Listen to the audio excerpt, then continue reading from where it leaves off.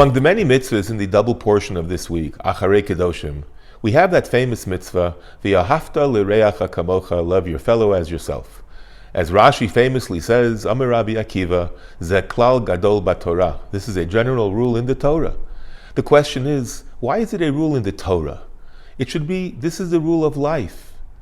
As I prepared the Dvar Torah for this topic, it occurred to me that while many parts of Torah are best communicated through questions, answers, insights, sometimes all we need is a beautiful story that carries the message straight to the heart. I'd like to share with you one of those stories that really touched me. There was a boy from Bnei Brak who unfortunately left Judaism and moved in with an irreligious cousin somewhere else in Israel. Soon enough, unfortunately, he became engaged to a non-Jewish girl, and no one can talk him out of it. But his cousin did convince him that since he would be cutting ties with the Jewish people and his family, out of respect he should at least go home, tell his parents face to face what his plans were. He agreed and invited himself home for a Shabbos on his terms. Friday night he spent smoking and drinking, and Shabbos day found him on the porch on his iPhone. In the afternoon, his father invited him to join a shiur that he was going to, given by the great Rav Steinman of blessed memory. To his father's surprise, the son agreed to go. After the shiur, they both approached Rav Steinman to say good Shabbos.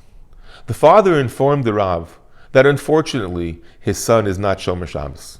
Rav Steinman looked at the young man and he asked him, "Tell me, how long are you not keeping Shabbos?" The young man answered, "For 2 years." "And tell me, during that time, did you ever have a hirur tshuva, second thoughts, regrets?" He answered, "Yes, about 4 times." "Okay, how long did these thoughts last each time?" He answered, "Approximately 10 minutes. Says Rav Steinman, "So it comes out that for 40 minutes during the last 2 years, you were on that exalted spiritual level of a Baal Tshuva, a repentant, which even a tzaddik cannot reach. And of that, I am very envious of you. Have a good Shabbos."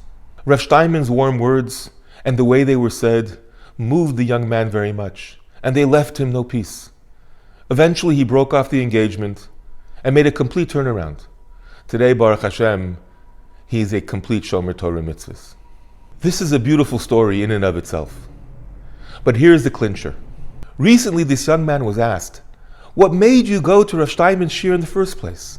That day you were openly desecrating the Shabbos. Why in the world would you want to join a Torah class?" Listen to his answer. "When I was a young child in Cheder, our class went to be tested by none other than Rav Steinman himself. Our teacher knew our level and he requested an easy test, and the students were asked very simple questions. Each boy, upon answering his question, received a candy from Rav Aaron Leib. When my turn came, I didn't know the answer to the question. The Rav asked me an easier question.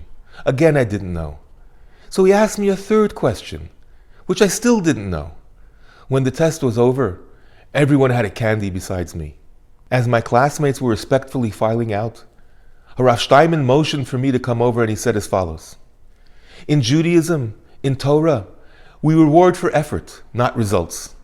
All the other boys put in effort for 1 question, so I gave them 1 candy. You put in effort for 3 questions, so here you're getting 3 candies. This is education. This is love. This is Torah.